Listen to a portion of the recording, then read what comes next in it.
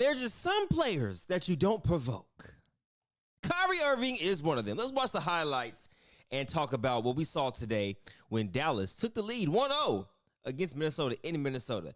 But it's the first game, like I said. First game's always a fill-out game. You can't really tell what's going to happen in the series based on the first game, okay? You can get a good idea after the second and third game. But tonight, this man, Kyrie Irving, phenomenal. 30 points, 5 rebounds, and 4 assists. Let's watch this magician work.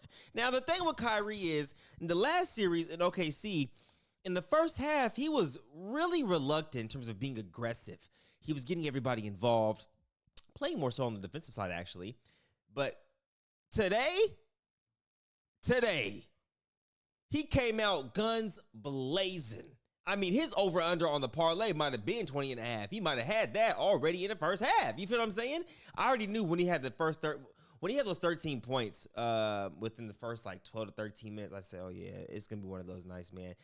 These are one of the guys, or this is one of the people in the NBA that you don't want to provoke, especially when you say I'm guarding him, right? Now, it's a competitive nature, I get it. But this is a man like in closeout games, 14-0. You know what I'm saying? He has hit one of the most clutch shots in NBA history, one of the most clutch players in NBA history. And he's really an offensive juggernaut who happens to be, he has the luxury of being able to chill because he has Luka Doncic. Unheard of. But this series right here is going to be an offensive just battle. I mean, both teams are playing solid defensively, but I also think that we're going to see a lot of offensive skill sets that you really can't just guard like that. Like, first of all, I want to break this down. Minnesota's going to have to fix this, okay? You cannot, absolutely not, try to freaking so you're in a drop coverage and then you late hedge and then it blows right by you. So two people in no man's land. Rudy Gobert is now responsible for 1, 2, because Anthony Edwards has a corner. And low-key, if Jaden McDaniels doesn't get back to P.J. Washington, Rudy has to damn near guard 3 players. Shit! But, I mean, it put Rudy Gobert. It cemented to his feet. He was stuck. Kyrie Irving, man, I tilt my hat. This is what he had to say after the game. Let's listen. Oops. My bad. Hey, Kyrie, you at home minding your business the other night. Yeah, what about it? You with your beautiful family just chilling, probably having a nice meal, and then the young fella says, I got Kyrie. So, and you said, excuse me? Yeah. And he said it again. He said, I got Kyrie. Yeah. That's the most aggressive you've been in a long time. Yes, sir. I know that had to irk you a little bit. Use it as a motivation.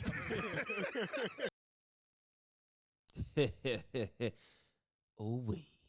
If Kyrie gets to the finals, and it's a good chance, and if he wins a ring this year, y'all gonna have to call a shut me up line for me, because I'm gonna be talking so much shiitake, it's gonna be blasphemous. I'm talking about you gonna have to damn near put a freaking cease and desist on the way I'm speaking. Do you understand what I'm saying? Y'all better not allow. Well, first of all, not allow. You better hope, okay, that Kyrie don't get this ring. Because if he does, I'm hoping he does. And when he does, all hell for the break loose from this guy right here, looking at you in the camera directly the whole entire time for every and any naysayer out there that was talking bad about my dog, man. Continue. You know, when I was sitting at home and I saw it, I was like, it's just a nod of respect, and then also I knew what type of game it was going to be for game 1 and also for the rest of the series. So you're right. I was at home with my family watching Game 7. You just minding your own business. And then Ant comes out and says, I got Kyrie, but also that's a no-fear mentality, and that's why we love Ant. I'm not gonna watch the rest of it because I don't want to get copyrighted. You know what I'm saying? Hey, you know, we gotta keep it chill here. But I like what he said there, man. He said that's no fear mentality, and that's why we love Ant. That is why we love Ant, though. I will say this: he's 22 years old, by the way. Just made second team All NBA, man. Congrats to you, my dog. But him coming out to say that though, it's giving off the aura of this is gonna be a battle. We're not laying down, and I respect that 100%. I do. 1,000%. I have nothing to say against that, man. I think Anthony Edwards is good for the game of basketball, man. He has brought the competitive edge back publicly to the game of basketball, and I'm all here for it. Then Luka Doncic, in his interview, had this to say about Kyrie Irving. No, they have Anthony Edwards, and we have Kyrie, who clearly can guard him. We're ready to go against anybody. The clearly can guard him. I'm telling you right now, Anthony Edwards is about to come out guns blazing game 2. You dig what I'm saying? But I think this part right here, Kyrie Irving, who can guard him. People underestimate that how solid of a defense that Kyrie can play. We've seen him play very solid defense. I'm going to take it back to when they're playing the Philadelphia 76ers, and it was after Ben Simmons had got traded. I think Kyrie and KD took that game personal for Ben Simmons, after all the scrutiny he had got and after the James Harden trade. And Kyrie guarded James Harden. That was his matchup, and he played phenomenally well on defense, I will say that, and offense. But, yeah, I think it's a slept-on thing that Kyrie, can guard. And then going back to this right here, this is Anthony Edwards after the game. Let's listen. Just adjusting to a different team. Dallas plays so differently. Do you think it just takes a game to kind of figure out a little bit different approach? And how do you figure you kind of bounce back from this one? I don't know. I think we just came out flat today. And then we found our energy. Then we went back to being flat. So I think it was just on us. Everything was on us today. I didn't get downhill as much. Yeah, just stuff like that. We was just a little tired, probably. Yes, I agree. They did look a little tired. They just came off of Game 7. Also, they started off flat, found their groove, and I don't know if it was they went flat again because they went on a run to take the lead with about 3 minutes left. I just think that's how good offensively that Dallas is. They have to understand that this is not the Denver Nuggets. This is a different animal. You know what I mean? Denver is going to give you different looks than Dallas is going to give you. It's two completely total different teams. Dallas is more of a traditional guard and big. I mean Denver's a traditional guard and big. Dallas is more of a front court heavy. A back court heavy team. So it's a guard front heavy team, which is hard to guard when you have two dominant guards that are really good, like a Jason Tatum, Jaylen Brown, a Kyrie Irving, Luka Doncic. Those heavy two-guard fronts are really hard to guard. It's a different animal because you can't really key in on one guy because then you're going to let the other guy get going. But with the guard and big, you can kind of play cat and mouse a little bit and pick your coverages and how you want to guard that because, they're going to be in a lot of pick and roll a lot of pick and roll coverage. They're going to be a lot of pick and roll action, speak sale between like a Jamal Murray and a Jokic or a DHO, et cetera, et cetera. But I will say this, though.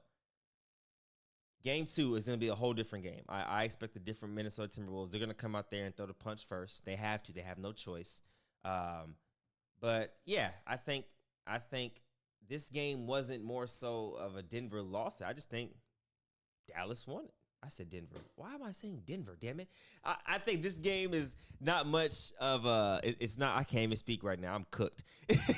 This isn't a Minnesota loss type of game. This is a Dallas won type of game. Dallas won this game in my opinion, and I think, we got to give credit where credit is due.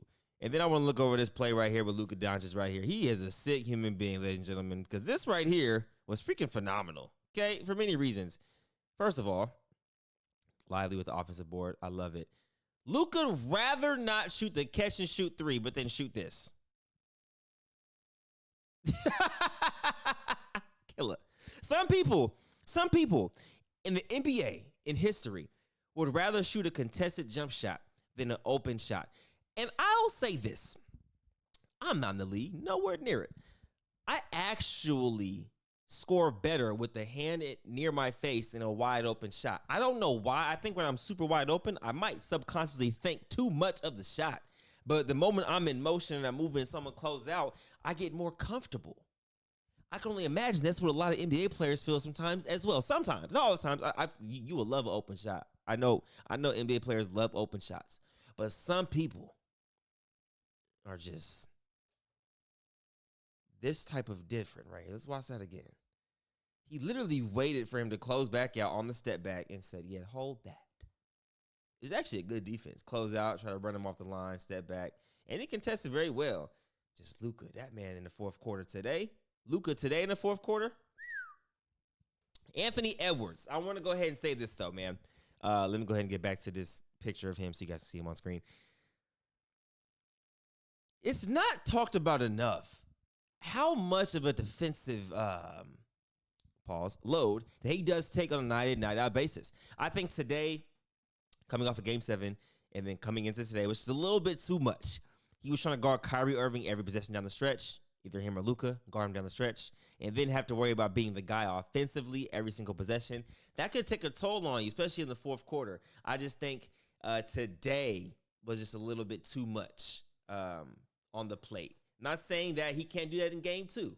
I just think this is like I said, this is a different monster between Kyrie Irving and Luka Doncic. So I think they're going to have to find ways to allow Anthony Edwards to be aggressive on defense, but they're also going to need him primarily on the offensive side as well. So asking Edwards in this series for a 7-game series to guard Kyrie or Luka and down the stretch every possession and score down, that's tough for a 22-year-old. But no excuses. We've seen the greats do it. LeBron, Kobe, Jordan, right?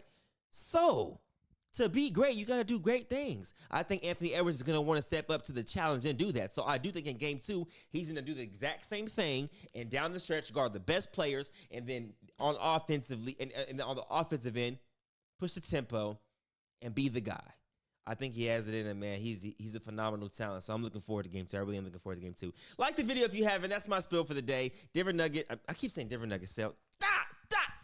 The Minnesota Timberwolves and the Dallas Mavericks are going to be a great 7-game series. I do think it's going to go 7 games. I do think we're going to get a phenomenal Game 7, one for the history books in Minnesota. I can't wait for that. Hit the like button if you haven't and subscribe if you are not subscribed. I appreciate you guys. Sayonara, and that is Sail On.